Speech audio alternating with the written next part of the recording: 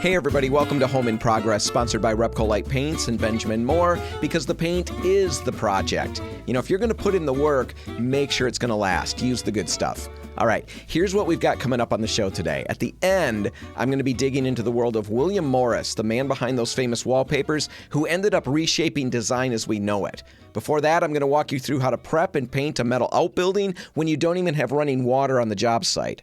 But right now, I want to talk about something that's kind of one of those frustrations for a lot of homeowners. You know, not all of us, but there's a good chance that you're either dealing with this right now or you will run into it at some point in your career as a homeowner. Here's the scenario. A tree comes down on your property, right? Or you take it down, whatever. But you don't have somebody come out to grind out the stump. Now, maybe you couldn't afford it. Maybe you didn't think of it. Maybe, you just didn't want to drop the money on it. You could have afforded it, but you'd rather buy something really fun than to spend that money getting a stump taken away from your yard. I mean, it's not a fun way to spend money. Either way, you left it. And as time goes by, it just sits there, right? And it becomes a forever part of your landscaping. You mow around it. Sometimes you use it as a base when you're playing baseball. You trip over it from time to time, and so on, so on, so on, so on. It's not a good look, and in most cases, stumps negatively affect the beauty of our outdoor spaces. But getting rid of them isn't always so simple. I mean, you could carve a bear into it. I should have added that to my list of things you could do with it, because I've seen that. People will carve some kind of animal into it, but that's probably not for everybody. Anyway, getting rid of them isn't always so simple, all right? But it is doable. So let's cover and dig into some affordable, I love affordable, one of my favorite words. We'll talk about some affordable DIY-friendly ways to remove tree stumps and roots without calling in a contractor and without renting anything that requires a trailer and a waiver and all of that stuff. All right, now first off, do you need to get rid of a stump and the roots, once you cut it down? And this is the place to start really with this conversation, because if you don't hate how it looks, or it's not in a place that's really detracting from the look of your yard, is it really necessary to remove it? Am I just giving you busy work?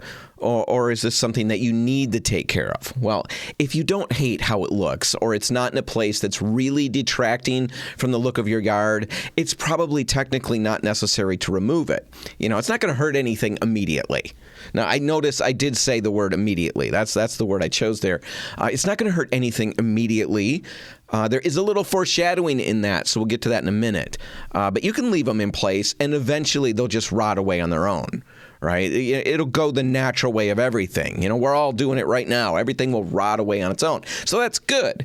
The problem is that eventually it could be years, right? Eventually rotting away. It could take them years to do that. And in the meantime, they're in the way. The stumps are. They get covered by grass. All the things that we talked about. They become trip hazards. You got to mow around them, blah, blah, blah. So you got to deal with that all that time. Is that really all that fun? Is that something you want to deal with? That's for you to decide. But there is something that I haven't mentioned, and it's something that I had not thought about with stumps that you leave in the yard. And it's a little thought that's going to get in your head and kind of make you want to act on this. They can become homes for carpenter ants, termites, and all their fun little insect friends. And that could be a problem that you regret down the road. So you might want to get them out. You can leave them, but you might want to get them out. All right. So if you do want to get it out, how do you reasonably and affordably, one of my favorite words in the English language, affordably, it's just so sweet whenever that's used, in any situation. How do you affordably and easily get these things out? I want to talk about what I think is probably the best overall route for homeowners. And then I've got a couple other ways that will help you, and then, some last-ditch efforts. But this first one, the work is going to start by just taking a good look at the problem, right? You just got to go out there and assess the situation. So head out after the show, look things over a little bit. Measure the diameter of the stump. If you can, try to get a sense for how deep that root system might go. That's pretty tricky to do, but you could get some idea by looking at it. If the stump is small, maybe 8 inches across or less, and if the roots don't seem to be too widespread, it's a great candidate for a hands-on, no-rental approach. And what most people will do in this situation is to just start by digging. You just want to start exposing the base of the stump. You're looking to gain access to the big support roots. But before you start all that digging, you've got to call Miss Dig, 811. They're going to come out. It'll take several days. There's a process. You want to get on it. but they'll come out and mark everything. You don't want to hit a gas line. You don't want to hit a utility line or anything while you're going after the roots. That's a sad situation, and it can happen kind of quickly. So call 811, call Miss Dig 811 before you start your digging. All right, now once you've done that and everything's marked, a good shovel is really all you need to get started. But you're probably going to want a mattock or a pickaxe. These are both fun things to say and fun things to own, and they're not going to be expensive. So get one of those or both, and that's going to help you cut through the compacted soil. Now, it's a workout, right? There's no way around this, but you're using a pickaxe or maybe a mattock or both, and that's going to make you look and feel pretty cool. You know, you'll be sore, but you're going to look super cool. All right, so it's an even trade. On top of that, this works. You know, it takes time, but it works. All right, so dig at it. Once the roots start revealing themselves, that's the wrong way to say it. They're not revealing themselves. It makes it sound like they're doing the work. You're doing the work. Once you start revealing the roots, the goal is to cut them. Right? I mean, not rocket science here. An axe will work, but a bow saw or a reciprocating saw, something like a Sawzall, something like that, is going to be way faster. Now, of course, if you're going to go the power tool route, you know, probably or anything, you take care of you, but throw on some safety glasses, gloves, things like that. And also be careful with the power tool with your blade. You know, cutting through roots is hard on tools, you know, because you've got the dirt there. It's just hard to get a nice clean approach to it on all of the different roots that you're going to be cutting off. So keep a few extra blades on hand. Now, one of my favorite little tricks is to water that area the day before you start. You know, not right before. You don't want mud, you know, or anything like that. But damp ground is going to be softer than hard-packed earth, of course, and it's going to be easier on your blades when they hit it. Now, once you've cut through the major roots, the stump is basically freed. What you want to do here is to use your shovel or your mattock as a lever and kind of just start rocking the stump back and forth. And that's going to break the last stubborn feeder roots that are still holding on. Now, for smaller stumps, you know, maybe under 6 inches or so in diameter, you can usually pry and wiggle them out by hand. You know, like a tooth, once they're loose enough. It's satisfying work when it gives way. You know, you're going to feel like some kind of He-Man or He-Woman or whatever you want to feel like. It's pretty cool. For bigger stumps, this is where people often reach for a truck and a chain. But honestly, that's where things get a little dicey, a little dangerous. We've all seen social media videos of really, really bad scenarios when people do this. Chains can snap, trucks can lurch. I've seen the stump shoot out and hit the back of the truck and take out the back window. All kinds of terrible things. People get hurt. If you're going to go that route, at least use a proper tow strap instead of a chain. Go slow and go steady, no jerking, and really keep everybody back from the action, right? Everybody. And this is all on you. This is not from my recommendation that you're choosing to do this. But if you do, take whatever steps you need to be safe. And honestly, really, for something bigger than a dinner plate, you're probably better off moving on to other methods entirely. And you've got a couple main options here. They're still DIY friendly. The patient approach, you could do that. You could take chemicals and use the patient approach, or you could rent some serious machinery. Let's talk about the chemical method first, because sometimes the best tool is just time. You know, you don't want to give it all the time to rot itself out of the ground. That's too much time. But the chemical route, that might be a better way to go if it's bigger than a dinner plate. Now, I wasn't aware of this, and I probably should have been, but you can buy stump remover at most hardware stores. You know, it's usually potassium nitrates. You could find that. Or really, you can just use Epsom salts. You basically just drill some holes into the top of the stump, right? An inch wide or so, a few inches deep, a bunch of holes spaced across the surface. Then you pour in the salt, pour in the stump remover. If it's granules, then you'd add water. Some stump removers are going to come liquid. Most of them will be granules. But pour in the salt, pour in the stump remover, add water, and then cover the stump with a tarp. Now, the tarp's going to help retain moisture. It's going to help retain heat. And both of those are going to, of course, speed up the breakdown.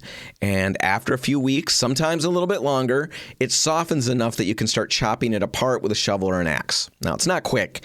You know, it's not, instantaneously removed from the yard, but it's low effort and it's super budget friendly. And it's really not going to take that long. So if you get on it now, Maybe in a month or so, you've got it out of the ground. All right. Now, some people like to burn stumps. That's another way that the internet will recommend. It's one of the recommended methods out there. But personally, I skip that one. Skip it. Between the smoke, the legality questions, can you even do this in your area? The smell of it, burnt stump, not really as fun as it sounds. Plus, it rarely gets everything. Yeah, you end up left with this charred mess and possibly angry, frustrated neighbors. Who knows? I wouldn't burn it out. Don't do that. Use the stump remover if it's a big stump, or, maybe it's better to just go and rent a grinder and get it out that way. Now, renting a grinder probably going to cost around a couple $100 or so for the day, depending on where you get it from. But in the right hands, that'll reduce a great big massive stump to mulch in less than an hour. You still need to do some prep.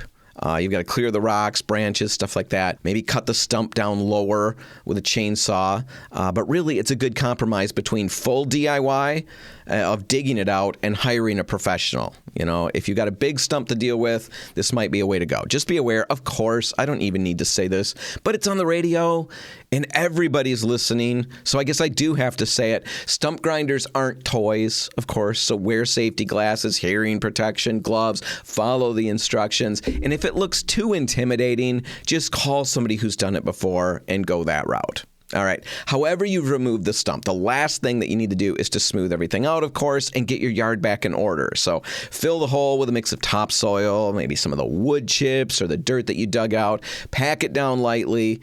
You want to leave it slightly mounded to allow for settling, and then throw some grass seed on it. Water it really well, and in a few weeks, you'll never know the tree was even there. And fall is a really great time to do this and get that grass growing. So there you go, removing a stump. Number of different ways to go. Some of them more affordable than others, but all of them should get you to the point where you've got a nice, pristine yard. Once again, no more tripping, no more mowing around that thing. All right, that's removing tree stumps. Now, I've got a little bit of time before next segment, so I want to take a moment to address an email that I received this week about the show from the week before. Now, if you remember, last week we had a car guy expert on, Chris Hardesty. He writes for Auto Trader and Kelley Blue Book, and we talked about the best colors for cars in terms of resale value, safety, and so on. Anyway, I received an email from Kurt who wanted me to know that he really liked the segment, but he thought we missed something big when it came to the conversation on car colors in terms of maintenance. Kurt wrote, "Gloss black is by far the easiest color to match for touch-up and repair, which is why for 40 years plus, all of my Jeeps have been black. Super easy to remediate chips and blemishes." End quote. So there you go. I told Kurt that I'd work that correction into the show, and I managed to do it. Promises made, promises kept. That's my way. All right. How do you measure, prep, and paint a metal building? It's a great question that I received from a customer, and it comes with a little bit of a twist. We'll get to that right after this. Home in Progress is brought to you by RepcoLite Paints and Benjamin Moore. Top tier paint, expert advice. Your next project is way easier than you think it's going to be. All right, let's dive into a paint question that I received this past week. And before I do, I want to remind you that you can send your paint and design questions to radio@repcolite.com. I'll answer them via the email, right away. You'll get your answer. But if I end up using your question on the show, like I'm doing with this one right now, I'll send you a gift certificate for a free gallon of Benjamin Moore or RepcoLite paint. You choose. And if that sounds like a good deal, make sure you send your paint and design questions to radio@repcolite.com. All right, let's get to the question for the week. And it really seemed straightforward and simple right off the bat until it wasn't. I'll get to that in a minute. It started like this. A gentleman emailed me and asked how to figure out how much paint he needed to paint an old metal building. All right, super straightforward. And it's good info to have and to know because this is going to help you assess how much paint you need for any paint project. So to figure out how much paint you'll need, you first need to figure the square footage of your space. Not the floor square footage, but the wall square footage. And you do that by taking the length and multiplying it by the height. You do that for each wall or each surface area, add them all together, then subtract the square footage of windows and doors. And once you've got that number, That's the square footage that you need to cover. Now, to figure out how much paint you need, you generally just assume that a gallon's going to give you about one coat on 400 square feet if it's a sealed surface. So that should help you get a ballpark for how much paint the project's going to require. So that's the first step, measuring for the paint. And if you missed any of that math, I know I went fast, check out our blog post on paint measuring. It's not the most exciting post of all time, but it will help you figure out how to do that measuring for pretty much any project you're working on. So you can find that online at RepcoLite.com. Just click the blog tab on the main header and you're good to go. All right, once you've got that figured out, for this instance, now you just need to do the work to get that building painted. So I just rolled on with my answer and explained that like most paint projects, all of this is going to start with the prep work. In this instance, we're talking about a metal building, and these buildings get dirty, they get chalky, they get rusty over time. So you need to really give it a good cleaning. Scrub it with TSP or a TSP substitute, and then rinse it thoroughly and let it dry. On a metal building, rust is going to be a big enemy. You don't want to just paint over it. You've got to scrape it. You've got to hit it with a wire brush. You've got to get away all the loose stuff. Remove that, sand it smooth, and then hit that area with a rust-inhibiting primer. If you skip that step, the rust is just going to keep growing under the paint, and it's going to push it off, and you're going to have problems down the road way quicker than you would like. So once you've got it all prepped, it's time to paint. And for the main body of the building, you want a high-quality 100% acrylic water-based paint. Benjamin Moore's Element Guard or Regal Exterior, those are great options. So is RepcoLite's Endura. These products are flexible enough to expand and contract with the building, and they're going to hold the color really well through the seasons. So that was my original answer. That's it in a nutshell. I sent it off, and I felt really good about it until he replied with that major complication that I hinted at a little bit earlier. And here's the deal. He has no water available at the site. So his follow-up question was this: can I just dry brush the building for the cleaning and call it good? Well, here's the thing. As much as I hate to say it, dry brushing alone just isn't going to cut it. Paint in this instance is really going to just be bonding. It's a surface bond. There's no penetration into metal. It's not like wood that it can soak into and get a little bit of a grip. It's metal. There's no penetration. It's just a surface bond. And if chalk and dirt are left behind on that surface, the paint will stick to that layer, that chalk and dirt layer, instead of the actual building. And then when that chalk lets go or the dirt lets go, the paint goes with it. And you'll see peeling way earlier than you should. So what does he do? What's the solution if he doesn't have running water out there? Well, he's got to find a way to bring water to the building. And some folks do this by hauling 5-gallon pails of water or larger totes, something like that. And then when they've got the water there like that, they scrub the siding using that water, mixed with TSP or a TSP substitute, scrub it on and get it cleaned. And then to rinse it, this is where it gets even trickier. How do you do that? A lot of times people will pick up, maybe a larger plastic garbage can, clean one, and fill that with the water that they brought in their 5-gallon buckets. Then you can drop a submersible pump into that and run a garden hose off of it. Just remember, these pumps, these submersible pumps, they're designed to move water steadily. So forget about using a spray nozzle at the end of the hose. Instead, just leave the hose open and use your finger, old school style, to get a jet going. To get the building rinsed. It's not glamorous. It's not terribly wonderfully easy to pull off, but it will work. All right, coming up, William Morris is one of the key voices of the arts and crafts movement, and his ideas on beauty and craftsmanship still shape our homes today. We're going to get to that right after this.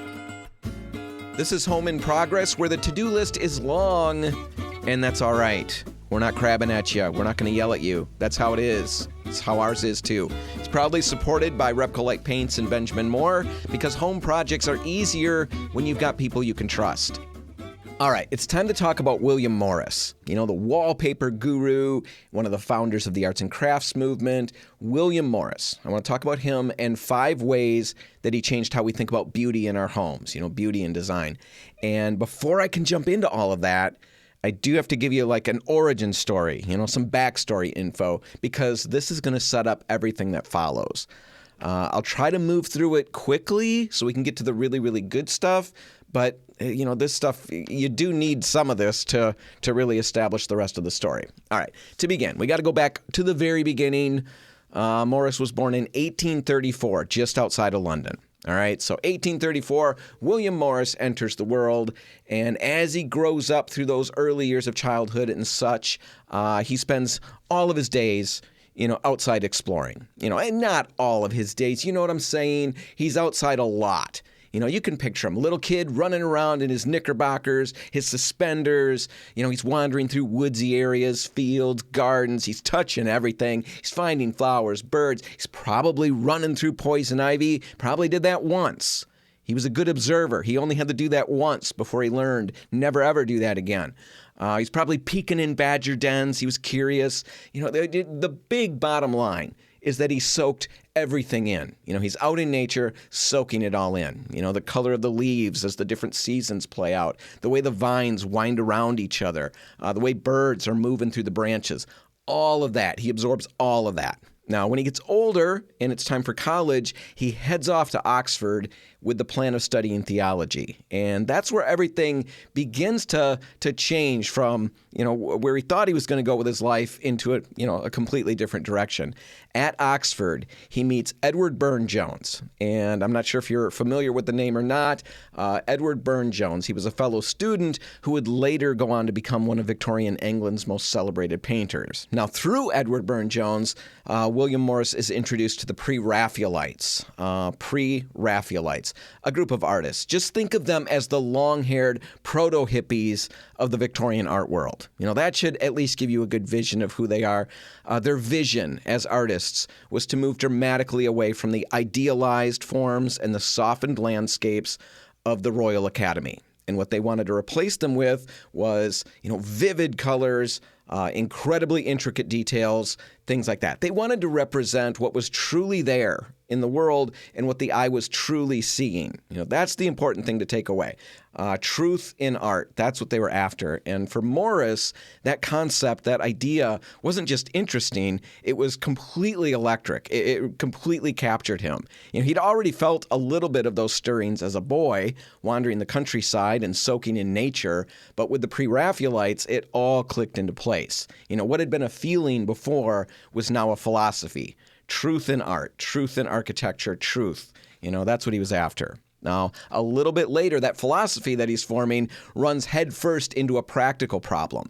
Morris gets married after college or after the time at Oxford, and he begins furnishing his first home. And when he's doing that, everything that he finds to put in the house is hideous.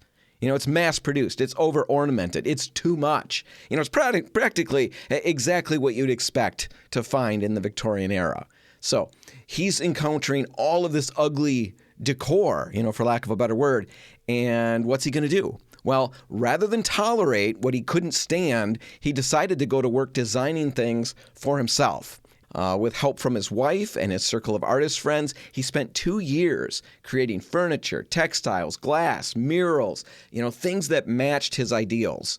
And in 1861, a few years have passed, he's outfitted his home with things that he's designed with his group of friends. And by 1861, that little experiment grows into a company, Morris, Marshall, Faulkner and Company. And it's a company producing everything from stained glass and hand-painted tiles to simple oak furniture and wallpapers. Basically, the company wasn't interested in cranking out machine-made clutter. That wasn't its purpose. Its goal was to help everyday people fill their homes with objects that were truly beautiful and functional. Basically, he wanted to do for others what he did for himself in his first home. So that was 1861 when that company was founded. Years later, in 1875, Morris took full control of the company and rebranded it Morris & Co. And that's how we know it today. So there you go. The backdrop, the childhood in nature, the friendships, the rebellion against the ordinary, all of that stuff. Now let's dig into 5 key ways that William Morris changed not just wallpaper, but the very way we think about beauty and design in our homes. All right, so the first one that we're going to cover is he rebelled against fakery. All right, rebelled against fakery. In the Victorian era, fakery was everywhere. absolutely everywhere. You walk into a fashionable home and you're going to see wallpapers pretending to be marble, wood, silk, even velvet. Fireplaces, fireplaces built from, cheap slate. They're painted to look like they're fine stone. Pine furniture was brushed and wood grained, so that it looked like mahogany. Even the baseboards were painted to mimic marble. Okay. And the artists who did this were really good. So it often took a really close look to figure out, the trick and to figure out what the material actually was. And to William Morris, he hated this. It was all deception. He saw it as all lying. The wall's not velvet, but the wallpaper wants you to believe that it's velvet. That chair isn't oak, but you're supposed to think that it's oak. He hated all of that. And that instinct in him, that aversion to that fakery, was already in place years back when he refused to step foot in the Great Exhibition of 1851. Now, the Great Exhibition of 1851, it was a massive World's Fair inside the Crystal Palace, which was an enormous glass and iron wonder in Hyde Park. This big World's Fair is going on, 1851. Millions of people are pouring in to marvel at the latest machine age miracles, steam engines, printing presses, furniture stamped out by factories.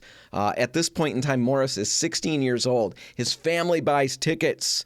They're going in, they get their hands stamped so they can go back out and come back in again in case they need to use the bathroom or something. But Morris refuses to even go in the first place. And he refuses on principle. It's not just teenage angst or something like that. He's not pouty because he's not hanging with his girlfriend. He's annoyed because everything inside this place, everything that they're lauding and promoting and displaying, all of it is gaudy and fake and soulless to him at 16.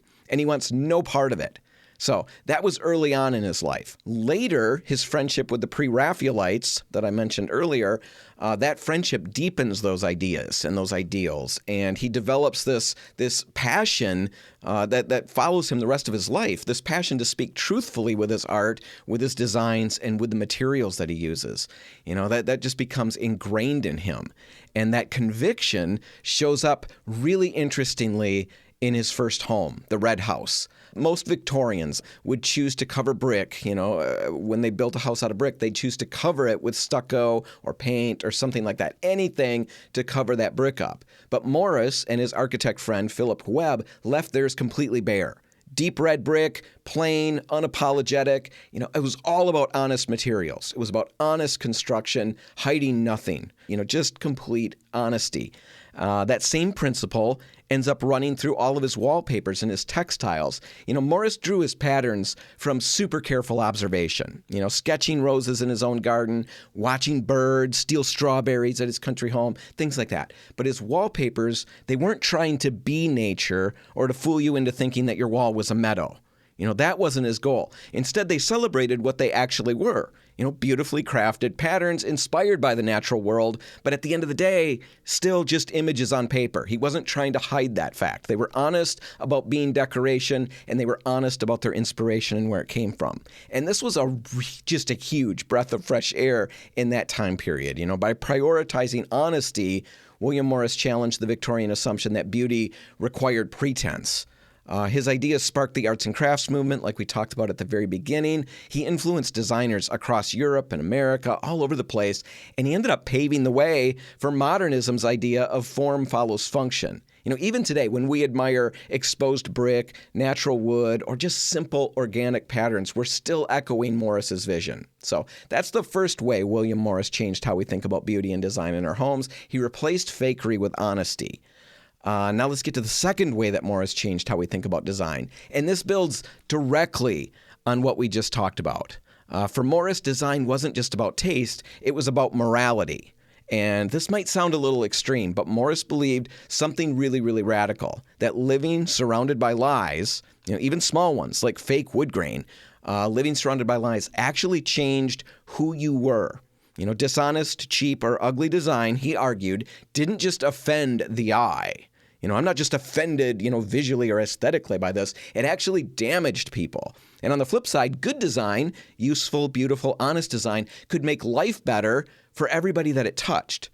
He saw this at both ends of the spectrum, workers and consumers. So for workers, mass production completely drained, in his idea, in his mindset, completely drained the joy out of making anything. By the 1880s, he was speaking out against the industrial system, and not just because it produced kind of ugly, shoddy products. He argued that factories instead, or as well, also robbed craftsmen of their dignity. Instead of creating something beautiful from start to finish, workers, were just reduced to repeating one tiny task all day long. So no creativity, no pride, no connection to the final product. Those were his ideas. It tore the workers down. It turned, craftsmen into machines. And to Morris, this wasn't just unfair, it was dehumanizing, stripping away what made work meaningful. So huge, deep thoughts. And consumers, they weren't spared either. To Morris, living surrounded by deceptive objects, pine painted to look like oak, wallpaper pretending to be silk, things like that, machine-made lace, imitating handwork, surrounded by stuff like that, wasn't just settling for cheap substitutes. It was living with lies. That was what he saw in this. We were living with lies. And day after day, he believed that those lies would dull our moral senses. We get comfortable with falseness. We stop expecting truth. So for him, ugliness and dishonesty, they weren't just surface problems. They weren't just aesthetic issues. They were moral failures. And by contrast, a chair that's made with care or wallpaper printed by hand, it's not just prettier. It doesn't just look better. It's honest. It honored the maker. It honored the user. And when we talk today about authentic living, or when we choose quality over quantity, or when we feel drained by cheap disposable stuff, that's Morris's insight still at work, and how we feel about design and beauty in our homes. All right, the third way that Morris reshaped design is that he transformed wallpaper from something that you ignored into something that you studied. I love this point. Victorian wallpapers, they were incredibly elaborate. We talked about that. They were ornate. They were incredibly detailed. But here's the thing. They were designed to impress without really being examined all that much. You basically think of them, Victorian wallpapers, think of them like background music, at a fancy restaurant. Rich, costly, it fills every surface, but you're not really supposed to pay attention to it so much. Now, Morris completely changed that. He made wallpaper worth contemplating. And to do this, he had to break all the rules. The design world at that point was split between, basically two camps. Geometric reformers who wanted rigid stripes and mathematical shapes, on the wall. And then there was the French ornate style in wallpaper that tried to look like, carved plaster or silk brocade or whatever. It tried to make incredibly hyper-realistic, visuals. Those were the two options. Morris really didn't like either one. So instead, he crafted something entirely new. Patterns drawn from nature, naturalistic patterns, but not literal patterns. The things he came up with were flat, but they were still alive. The vines and flowers were arranged so your eye could follow the rhythm, kind of trace the curves and feel the truth of how the plants grew. Critics, when they saw this new work, they were baffled, maybe is the right word. They were not immediately impressed. They called the papers peculiar because they didn't fit into any of the established or pre-existing categories. The architect, Richard Norman Shaw, for example, he dismissed them as just too bold. Quote, wallpaper, he said, should be a background pure and simple. But that was exactly Morris's point. He wanted wallpaper that engaged you, that invited you to look closer. You could spend time with a Morris design, still can. There's a lot to look at. Tracing the vines with your eyes, just a lot to look at. And it wasn't just the look, it was the making as well. At a time when most wallpapers were churned out by machine, Morris revived hand block printing. Some of the designs that he did required dozens, of different blocks, weeks of labor, and layer upon layer of natural pigment. In an industrial age, when everything is machine-made, Morris chose craft over convenience, and he did it every single time. Artists and aristocrats immediately embraced his work, even though the critics maybe didn't. These other folks saw what the critics were missing, that Morris had taken wallpaper and elevated it from, just decoration on a wall or background noise to genuine art. And we still live with that shift today. Every time we choose a statement wallpaper for an accent wall or stop to really look at a pattern on our walls, we're echoing Morris's revolution. He taught us that walls don't have to just sit quietly in the background. They can, sit quietly in the background, and that's not bad either, but they can, be focal points. They can be something that really draws the eye. They can be canvases worth contemplating. All right, the fourth way that Morris reshaped design is that he planted the seeds for making beauty accessible to everybody. Now, this one's complicated because Morris carried a contradiction at the heart of everything he did. On the one hand, his dream was democratic, I guess is the way to say it. He believed every single person deserved beauty in their daily life, not just the wealthy people. And by choosing wallpapers and textiles as his medium rather than paintings or sculptures, he was deliberately working, in materials in forms that could, in theory, reach ordinary homes.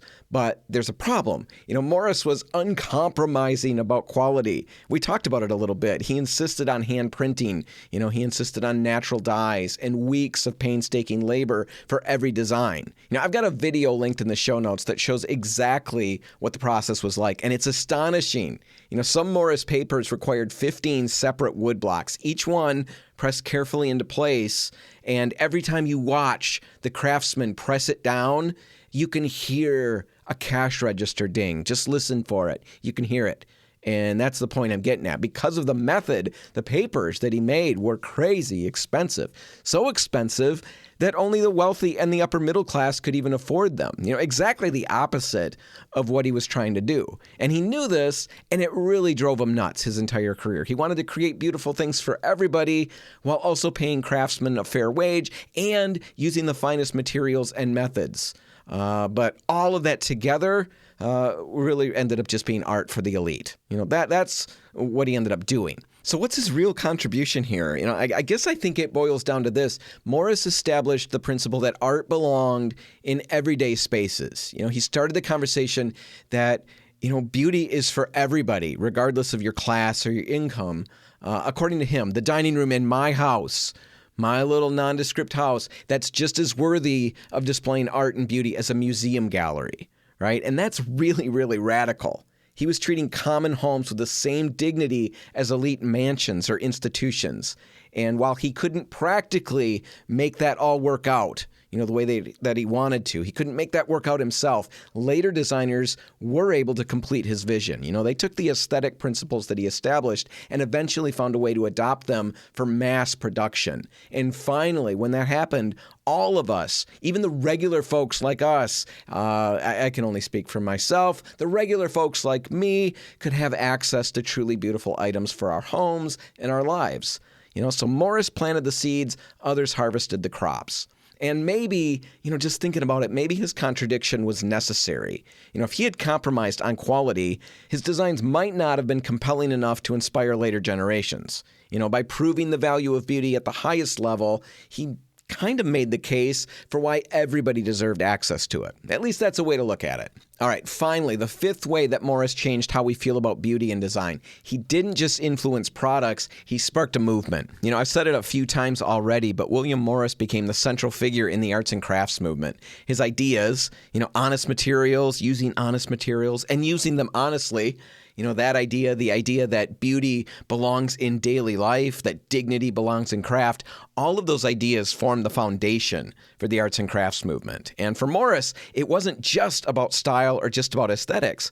He was also pushing back against the dehumanization of both workers and consumers in the industrial age. He was insisting on human dignity just as much as visual beauty. And because of that, his influence spread way beyond wallpaper. It reached into furniture, into architecture, into the homes that we live in, into even how we built and crafted those homes and that furniture. Gustav Stickley's furniture, Frank Lloyd Wright's organic designs, the Craftsman bungalow, all of these things and way more carry Morris's DNA, and all of them trace back to his rebellion against mass-produced ugliness. And what's really interesting, last thing I'll get to, is that Morris didn't just, stop with interior stuff. In 1891, just 5 years or so before he died, he launched the Kelmscott Press, one of the most famous private presses in history. He designed typefaces, borders, illustrations, and he printed on handmade paper. His masterpiece, the Kelmscott Chaucer, which is definitely worth a look, is still considered one of the most beautiful books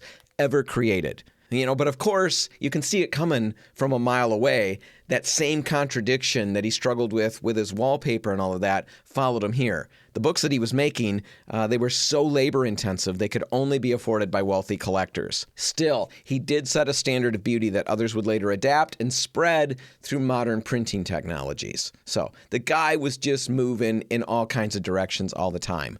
When he died in 1896, other people carried on the work at Morris & Co., but his influence really never stopped rippling outward. His designs, wallpaper designs, they're still in print 150 years later. His philosophy echoes every single time we choose fewer but better objects, every time we value the handmade over the mass-produced, and every time we insist that functional things can also be beautiful. Whenever we do that, we're channeling William Morris. So yeah, he gave us beautiful wallpaper, but he also left us with a reminder, don't just fill your house with stuff. Choose things that matter. Surround yourself with objects that do their job well and bring you joy. Make it useful, make it beautiful, and your home's going to be better for it. All right, that's going to wrap it up for today's episode of Home in Progress, brought to you by RepcoLite Paints and Benjamin Moore. Thanks so much for hanging out with us a little bit today. We really appreciate it. And if you did enjoy the show, subscribe. That would be great. You'll never miss another episode. And if you have a minute, leave a quick rating or review wherever you're listening, and that will really help us out, and it helps other people find the show. All right, for Home in Progress, I'm Dan Hansen. Thanks for listening. Have a great week, and I'll see you next time.